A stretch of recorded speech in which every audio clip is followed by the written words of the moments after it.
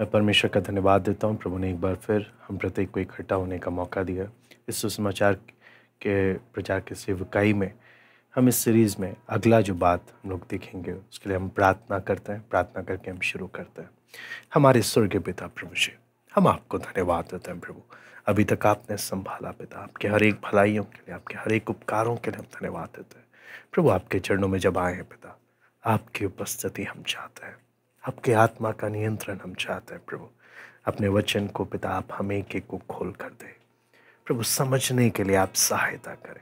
आपके हाथ में सौंपते हैं प्रार्थना प्रभु यीशु मसीह के नाम से मांगते हैं, आमीन।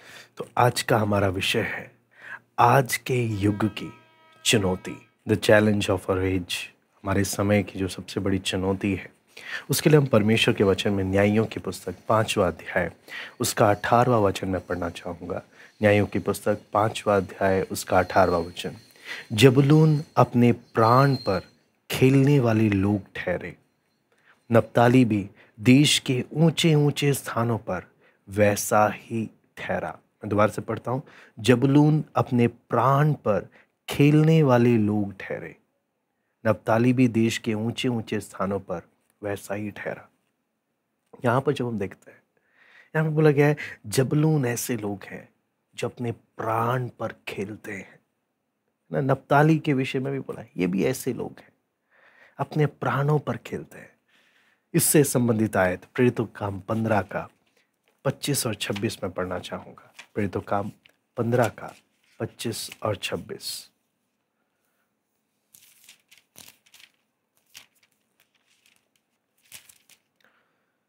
इसलिए हमने एक चित होकर ठीक समझा कि चुने हुए मनुष्यों को अपने प्रिय बरनबास और पौलुस के साथ तुम्हारे पास भेजें।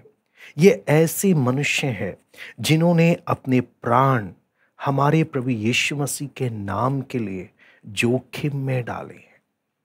यहाँ पे भी लिखा है ये वो लोग हैं जिन्होंने अपने प्राण प्रभु यीशु के कारण, है ना, प्रभु यीशु के लिए क्या लिखा है, जोखिम में डाला है। हमारे विषय में क्या ये वचन कहा जाएगा कि ये ऐसे लोग हैं जो प्रभु के लिए अपने प्राणों को जोखिम में डालते हैं।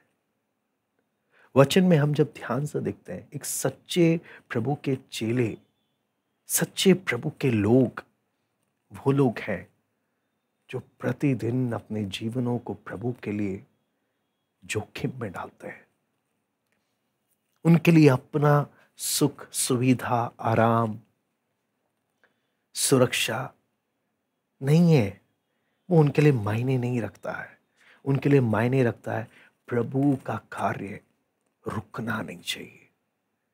ये वो लोग थे जो अपने जीवन में, अपने दिल में प्रभु के लिए आग लेकर चलते थे। ये आग लेकर चलते थे, इसलिए इनकी पहचान ही है। ये वो लोग हैं जिन्होंने प्रभु के लिए अपने प्राणों को जोखिम में डालते हैं। ये अपने प्राणों को खतरे में डालते हैं। आज आप अगर इस संसार में देखेंगे, बहुत से लोग हमारे इस दुनिया में अपने जीवन को जोखिम में डालने वाले लोगों की कमी नहीं है। बहुत से लोग पैसे के लिए अपने जीवन को जोखिम में डालते हैं। बहुत से लोग क्या बोलते हैं, इज्जत के लिए, प्रसिद्धि के लिए अपने जीवन को जोखिम में डालते हैं। बहुत से लोग, हर प्रकार के लोग अलग अलग प्रकार से अपने जीवन को खतरे में डालते हैं ताकि उनका मकसद पूरा हो जाए। हम कौन से कैटेगरी में हैं? क्या हम अपनी इच्छाओं के लिए अपने जीवन को खतरे में डालते हैं, या हमारे विषय में ये गवाही दी जाती है ये प्रभु के लिए अपने प्राणों को जोखिम में डालते हैं। ये आराम से रहने वाले लोग नहीं हैं। इन्होंने अपना सुख, अपनी इच्छाएं, अपने सपने, अपने आराम नहीं, ये अपने जीवनों को जोखिम में डालते हैं ताकि प्रभु का काम पूरा हो। आपको मालूम है, जब हम चारों तरफ मसीह जगत की स्थिति को देखते हैं तो कितने ऐसे लोग हैं जो बड़े आराम से जीवन बिता रहे हैं, बड़े सुख सुविधाओं में जीवन बिता रहे हैं। कष्ट उठाना उनकी लिस्ट में ही नहीं है। अपने जीवन को प्रभु के लिए जोखिम में डालना उनके लिस्ट में ही नहीं है। उनके जीवन को देखकर एक प्रश्न चिन्ह लगता है, क्या ये सच में प्रभु के चुने हुओं में से हैं या एक भ्रम में जी रहे हैं, एक भ्रम में जी रहे हैं। वचन कहता है जो प्रभु के पीछे चलता है, जो भक्ति के साथ जीवन बिताता है, वे सब सताए जाएंगे और ये अपनी इच्छा से प्रभु के लिए अपने प्राणों को जोखिम में डालते हैं। अगर हम प्रभु यीशु की बुलाहट को देखें कि प्रभु यीशु किन्हें अपने पीछे बुला रहा है, प्रभु यीशु वचन में हम लूका 9:30 में पढ़ते हैं, उसने सबसे कहा यदि कोई मेरे पीछे आना चाहे अपने आप का इनकार करे, अपने आप का इनकार करे, प्रतिदिन अपना क्रूस उठाकर मेरे पीछे आ ले। जो अपना प्राण बचाना चाहेगा उसे खोएगा, लेकिन जो मेरे लिए अपना प्राण खोएगा वो उसे बचाएगा। हम अपने जीवन में व्यवहारिक रूप से देखें, मैं प्रभु के लिए अपना प्राण कहां से खो रहा हूं? क्या मैं सच में प्रभु का चेला हूं? क्या मैं प्रभु के लिए कीमत दे रहा हूं? कीमत दे रहा हूं। वचन कहता है पौलुस और बरनबास ये वो लोग थे जो प्रभु के लिए अपने प्राणों को जोखिम में डालते थे। जोखिम में, अपनी इच्छाओं की पूर्ति के लिए नहीं, प्रभु के लिए, है ना। वचन में जब देखते हैं प्रभु यीशु ऐसे लोगों को ढूंढ रहा है, प्रभु यीशु ऐसे लोगों को बुला रहा है। प्रभु यीशु के पीछे आने वाले लोग, आपको मालूम है बहुत सारे फैन हैं, बहुत सारे प्रशंसक हैं, चेले नहीं हैं। क्योंकि प्रभु ऐसे लोगों को बुला रहा है अपने पीछे जिन्होंने अपने सिर पर कफन का पट्टा बांधा है, जिन्होंने अपनी इच्छाओं को, अपने सपनों को, अपने जीवन के हर एक बातों को साइड में रखकर, जिनके जीवन का एकमात्र लक्ष्य है पिता की इच्छा और कुछ नहीं। पिता की इच्छा, पिता की इच्छा। मैं बोलता हूं अगर आज के समय की तरह अगर प्रभु यीशु भी जीवन बिताता तो आपको क्या लगता है वो क्रूस पे चढ़ाया जाता? आप सोच कर देखें, आज के समय के मसीह जगत में जैसे लोग प्रभु के पीछे जीवन बिता रहे हैं, यदि प्रभु यीशु भी ऐसा ही जीवन बिताता, क्या वो क्रूस पर चढ़ाया जाता? मुझे लगता है कभी नहीं। वो संसार, समाज सबसे हटकर उसने पिता की इच्छा को सर्वोपरि रखा। आपको मालूम है आराम जीवन जीने के लिए, अपनी इच्छाओं की पूर्ति करने के लिए, अपनी सुरक्षा, अपने भविष्य, सब कुछ अपना अपना अपने विषय में सोचने के लिए बहुत से लोगों के पास वचन है। क्योंकि वचन साफ कहता है बहुत से लोगों ने वचन का ही इस्तेमाल कर कर अपने जीवन को बर्बाद कर दिया है। लेकिन जो सचमुच प्रभु यीशु का चेला है बोलता है कफन बांध के निकले हैं, शायद वापस हम नहीं लौटेंगे। आज आखिरी बार देख रहे हैं, पता नहीं अगली बार मिल पाएंगे कि नहीं मिल पाएंगे। क्यों? अपने प्राणों को प्रभु के लिए जोखिम में डाला है। प्रभु को ऐसे लोगों की जरूरत है। प्रभु ऐसे लोगों को ढूंढ रहा है, ऐसे सच्चे समर्पण वाले लोगों को ढूंढ रहा है जिनके दिल में संसार नहीं बसा, जिनके दिल में एकमात्र लक्ष्य है बस प्रभु की इच्छा पूरी होनी है, मेरा कुछ भी नहीं। पौलुस फिलिपियों 2:21 में लिखता है हर कोई अपने स्वार्थ के लिए जीता है, लेकिन बोलता है मेरा तो जीना मसीह है, मेरा जीना मसीह है, मेरा मरना लाभ है। क्या ये मैं और आप बोल सकते हैं कि हमारा जीना बस मसीह है? हमें नहीं चाहिए। क्या हम सच में बोल सकते हैं हमारा स्वदेश स्वर्ग में है, हमारा असली देश स्वर्ग है? हम तो यहां पर सच में सिर्फ एक परदेशी और मुसाफिर हैं। यहां तो कीमत देने के लिए बुलाया है। जो कोई प्रभु का चेला बनने जाता है वो तो हर प्रकार के मार, दर्द, बदनामी, दुख, अपमान सब चेले के साथ फ्री में मिलता है। ये तो उसका अभिन्न हिस्सा है। ऐसा कोई सिपाही नहीं जो लड़ाई में जाए और बिना गोली खाए वापस आए। निशान तो होंगे। प्रभु के लिए दुख, बदनामी, अपमान सहना उसके जीवन का अभिन्न हिस्सा होगा। आपको मालूम है, वचन में जब हम देखते हैं, यशाया 6:8 में पढ़ना चाहूंगा।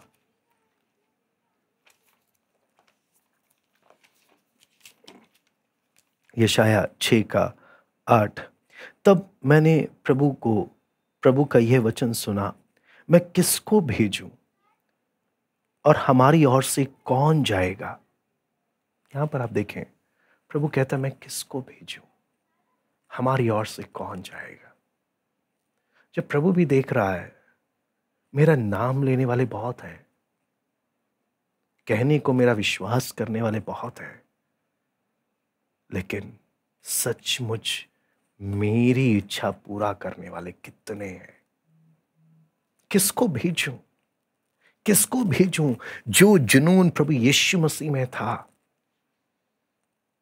उसने, जब आप समरिया की घटना को देखेंगे,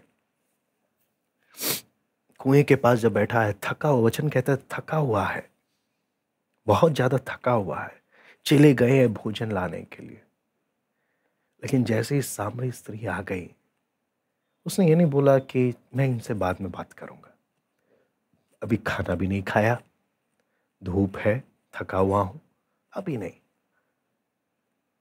वचन में हम देखते हैं वो उसी समय प्रभु पिता का कार्य करने लग गया, क्योंकि प्रभु के लोगों के लिए अपना आराम प्राथमिकता नहीं है। प्रभु के लोगों के लिए अपनी इच्छा, अपना सुख में ये मायने नहीं रखता है। प्रभु के सच्चे लोगों के लिए पिता की इच्छा पूरा करना उनके लिए सर्वोपरि है, उनका और कुछ नहीं। जीवन को जोखिम में डालना, है ना, जीवन को खतरे में डालना, ये उनका स्वभाव है। ये उसी से पहचाने जाते हैं। दुनिया ऐसों को देखकर बोलती है भैया इन्हें मिल क्या रहा है। ये प्रभु के लिए जहां भी जाते हैं गालियां सुनते हैं, ये जहां भी जाते हैं मार खाकर आते हैं। इन्हें मिल क्या रहा है। आज जब मसीह जगत में लोग आराम से रह रहे हैं तो दुनिया बोलती है इनको बाहर से पैसा आता है। ये बड़े मजे से ऐश शराब में जीवन बिताते हैं और दूसरे लोगों का भी धर्म परिवर्तन करते हैं।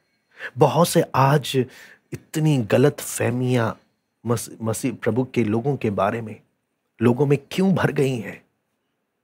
क्योंकि अपने जीवन को जोखिम में डालने वाले आज दिखते नहीं है। आज हर कोई अपने आराम, सुख, सुविधाओं में लिप्त है। आज संसार दिलों में बसा हुआ है।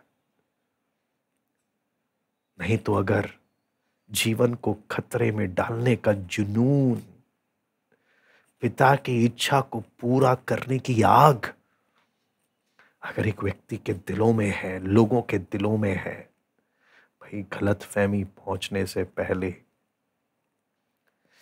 ये आग दुनिया को उलट पुलट करने वाला हो जाएगा। दुनिया को उलट पुलट करने वाला हो जाएगा। क्या प्रभु की इच्छा को पूरा करने की अग्नि आप में जलती है? हम वचन के परमेश्वर के बड़ी बड़ी शूरवीरों के बारे में जब देखते हैं, यूसुफ को देखें, सूखे कुएं में पड़ा है। दाऊद को देखें, गोलियत का सामना करने के लिए सामने खड़ा है जब हर कोई डर कर छिपा हुआ।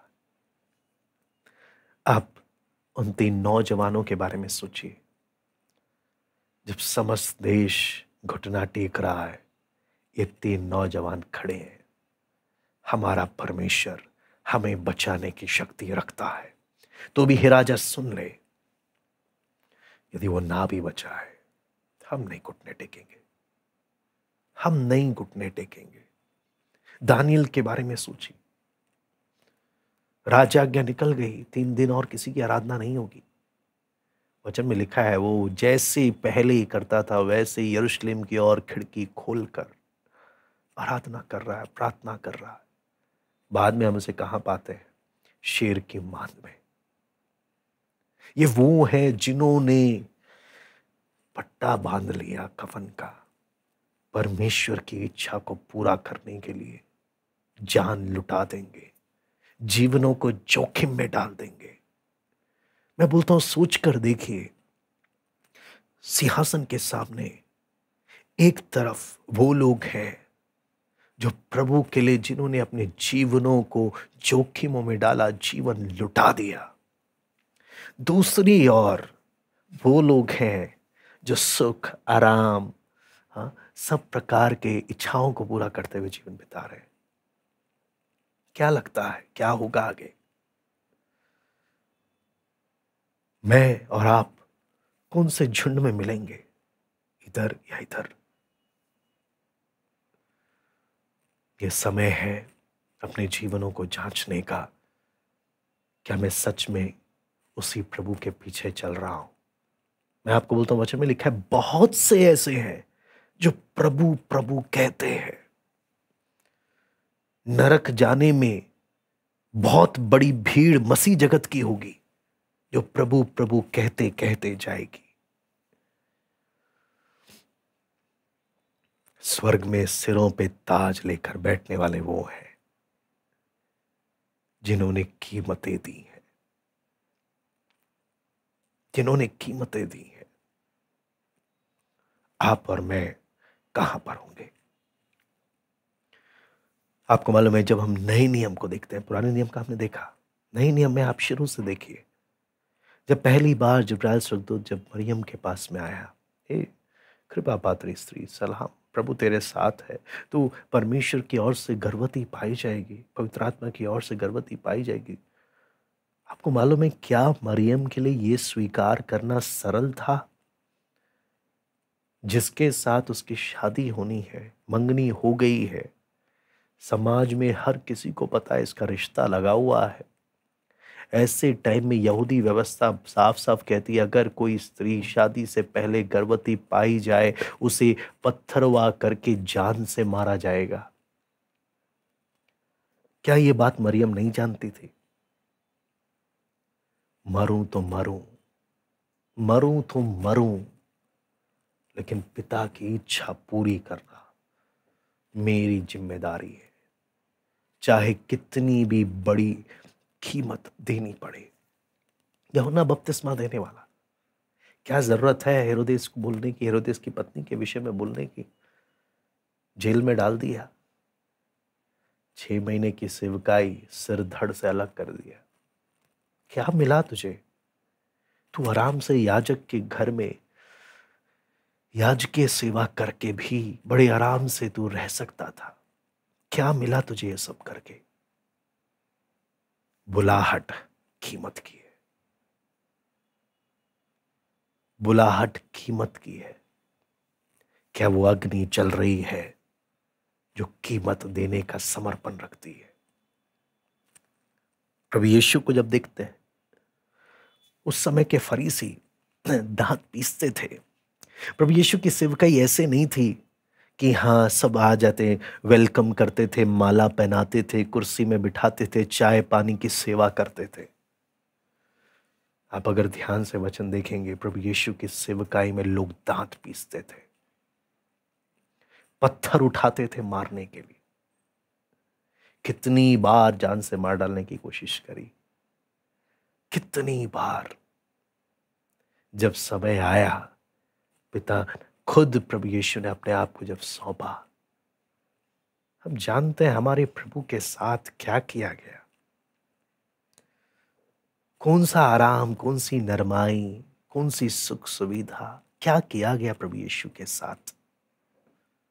प्रभु यीशु बोलता है जहां मुझे सताया गया है वैसा तुम्हारे साथ भी होगा।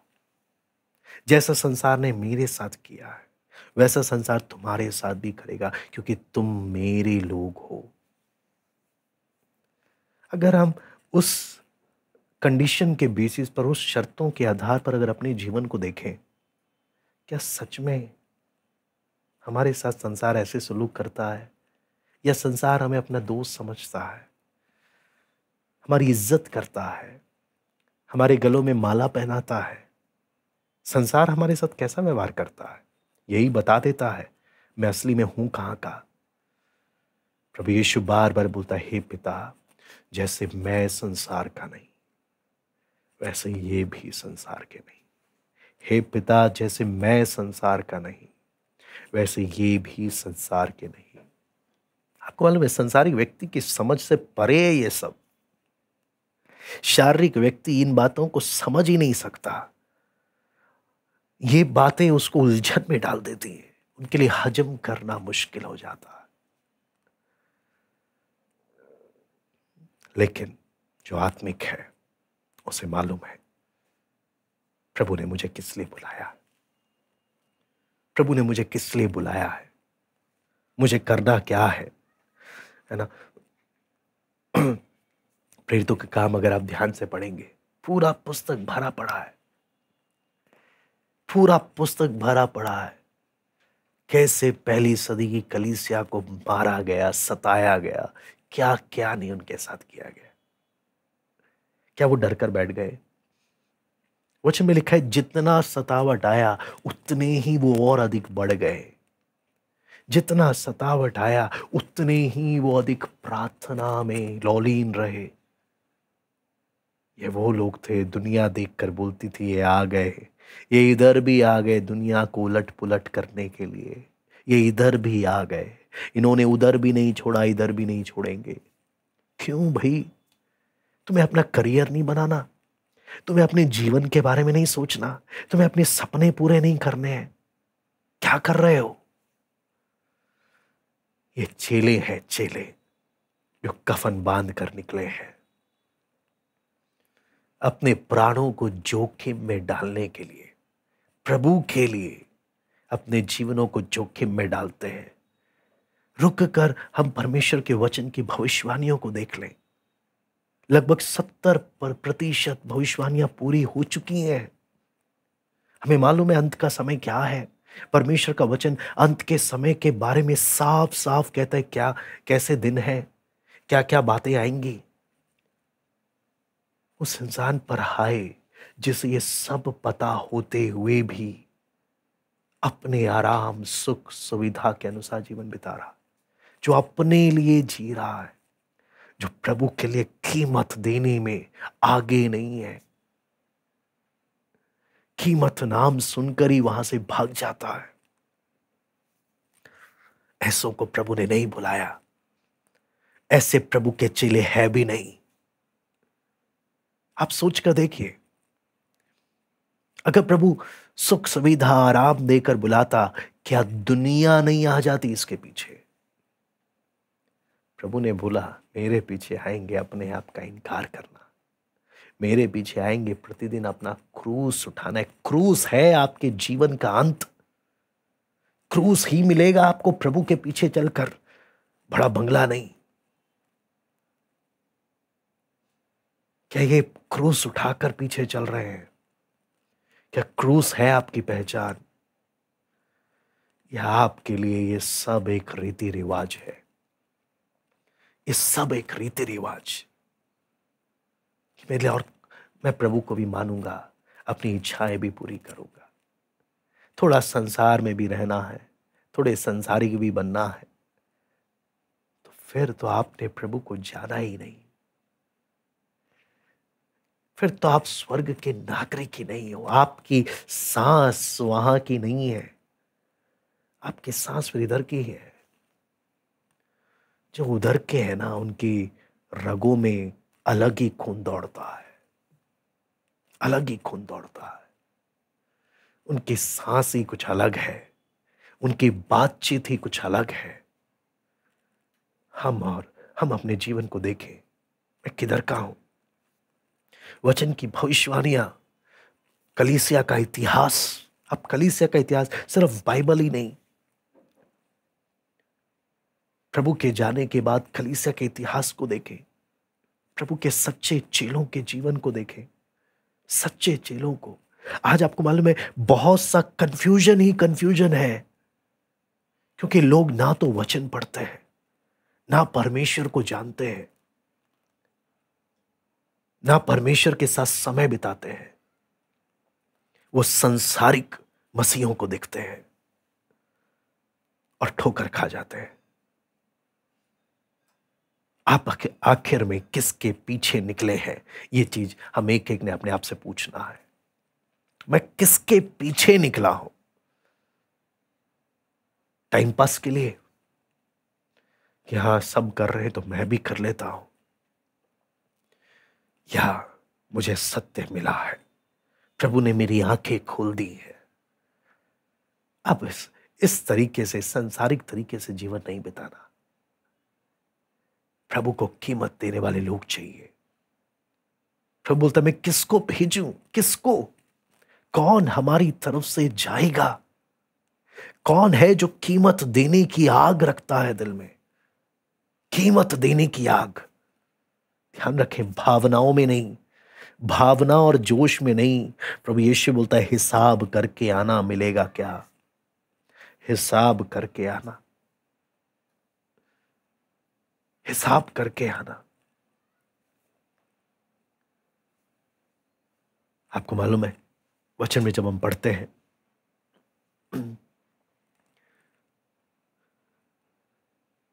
कौन है जो इस आग को अपने दिल में लेके चलता है?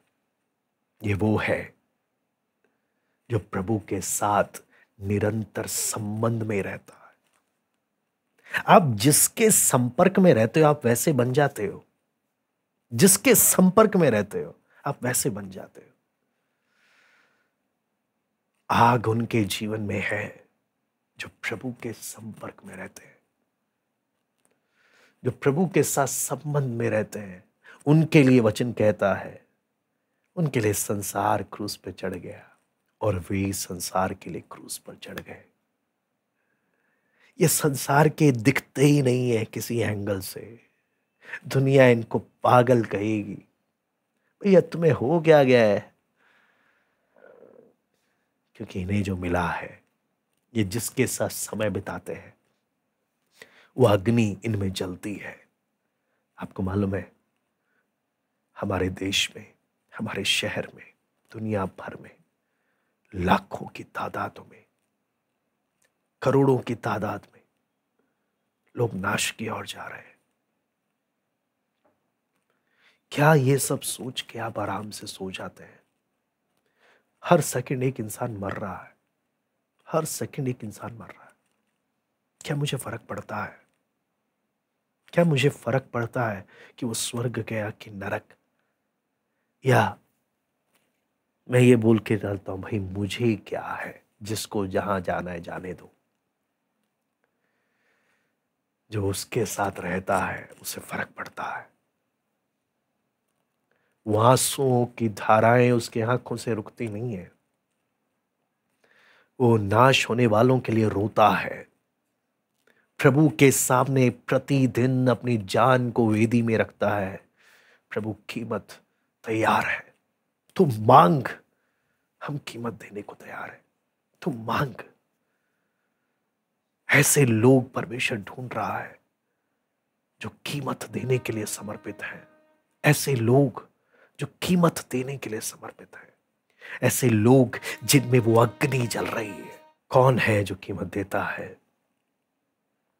जिसे पता है, जो प्रभु के साथ उस संबंध में चलता है, प्रभु के साथ उस संबंध में चल रहा है। उसको मालूम है क्यों?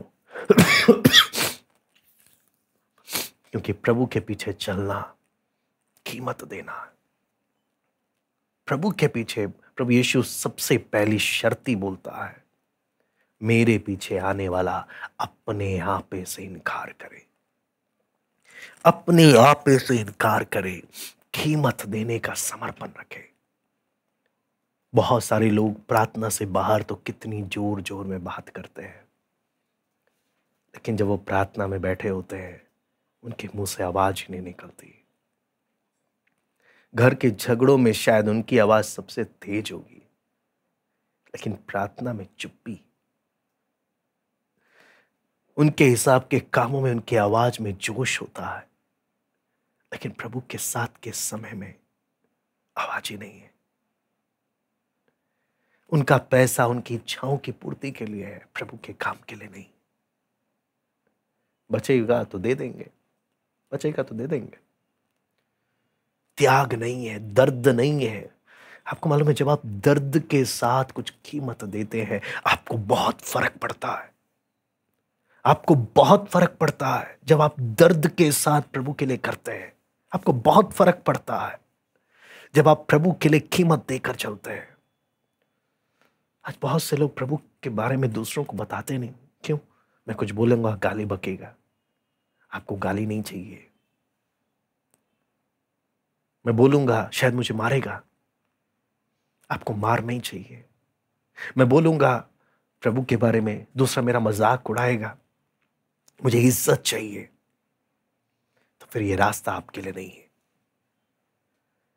लेकिन जिसे समझ में आ गया कौन है मेरा प्रभु, जिसने उसके साथ समय बिताया, जो उसके साथ चलता है, बोलता है गाली बकने वालों बको, तुम्हारे कारण ही तो मैं परखा जा रहा हूं, मैं प्रभु का हूं। मेरा मजाक उड़ाने वालों और अच्छे से उड़ाओ, क्योंकि इसी से तो मैं परखा जा रहा हूं, मैं प्रभु का हूं। मुझे मारने वालों अच्छे से मारो, क्योंकि जब तक सांसें चल रही हैं ना, जब तक इन धड़कनों में सांसें, जब तक इस शरीर में सांसें चल रही हैं, मैं चुप बैठने वालों में से नहीं हूं। आपको मालूम है, पौलुस का जीवन इस प्रकार का था कि लोगों ने उसे जेल में डालने के बाद भी सांस नहीं लिया, चैन नहीं मिला उनको। उन्होंने कस्में खाई, हम खाना नहीं खाएंगे, हम कुछ नहीं पिएंगे, जब तक इसको जान से ना मार दें। क्यों? दुनिया इन लोगों के लायक नहीं है, और दुनिया इन्हें बर्दाश्त नहीं कर सकती। जो प्रभु के लिए वो जुनून लेके चलते हैं, जो प्रभु के लिए सच्चे मन से उस समर्पण के साथ चलते हैं, दुनिया उनको जीने नहीं देगी, नहीं जीने देगी, क्योंकि वो उन्हें देखकर जी नहीं पाएंगे। क्योंकि रोशनी अंधकार को चीरती है आर पार, और रोशनी शैतान के गढ़ों को हिला डालती है। आज प्रभु उन लोगों को बुलाता है, कौन है जो मेरी ओर से जाएगा, हमारी तरफ से जाएगा? कौन है जो आज कीमत देगा?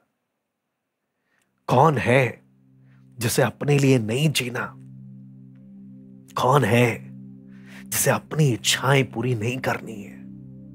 कौन है जो सिर्फ मेरा और मेरा है, या और किसी का नहीं है? किसी का नहीं है, ये मेरा है, मैं जैसे चाहूं वैसे काम होगा। कौन है जिस पर पवित्र आत्मा पूरा अपना नियंत्रण ले ले?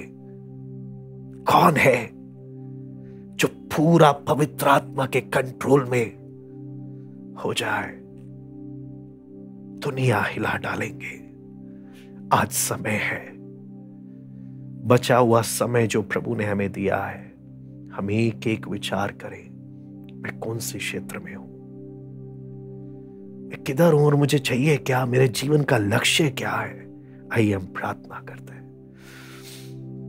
हमारे स्वर्गीय पिता प्रभु जी, हम आपको धन्यवाद देते हैं। पिता, आपका वचन जब हम सीखते हैं प्रभु, जबूलून और नप्ताली में रहने वाले लोग चांद के साथ खिलने वाले हैं। बरनबास और पौलुस ये लोग हैं जिन्होंने प्रभु के लिए अपने प्राणों को जोखिम में डाला।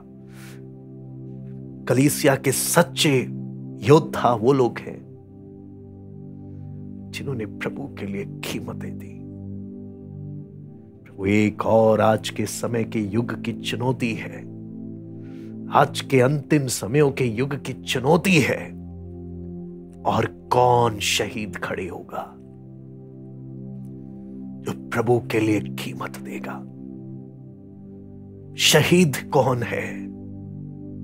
कौन शहीद होने का समर्पण रखता है? किसमें वो स्वर्ग की अग्नि जलती है? प्रभु दया कर, दया कर पिता, अपने लोगों से एक एक से प्रभु तो बात कर। इन अंतिम समयों में जब शैतान अपने पूरी ताकत के साथ जब काम कर रहा है, तेरी अग्नि लोगों में प्रज्वलित कर प्रभु।